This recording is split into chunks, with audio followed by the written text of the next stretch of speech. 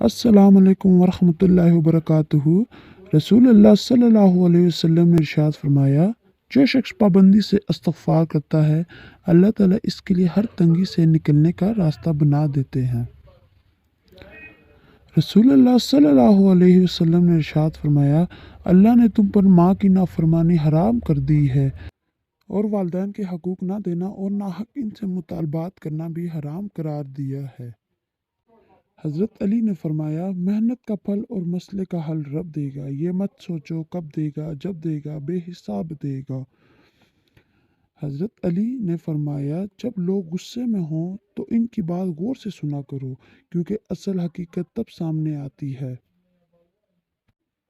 हज़रत अली ने फरमाया, अल्लाह ताला तुम्हारे लिए 3 बातें पसंद नहीं करता: बिला वजह की गपशप, फजूल खर्ची और लोगों से मांगना। हज़रत अली ने फरमाया, जब कोई तुम्हारा दिल बेवजह बेचैन रहने लगे तो समझ जाना तुम्हारा रब तुम्हें अर्श पर याद कर रहा है। हज़रत अली ने फरमाया, ये दुनिया भी कितनी अजीब है, ईमानदार को बेवकूफ़, बेईमान को अक्लमंद और बेहया को खूबसूरत कहती है।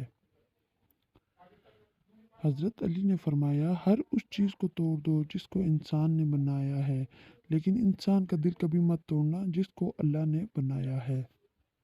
हज़रत अली ने फरमाया, अगर किसी की तकलीफ़ देखकर तुम्हें तकलीफ़ होने लगे तो समझ लेना अल्लाह के बनाए हुए बेहतरीन इंसान हो। हज़रत अली ने फरमाया, मुझे ताज्जुब है इस शख्स पे जो अपनी बुराइयों को जानता है लेकिन जब उसे बुरा कहा जाए तो नाराज़ हो जाता है।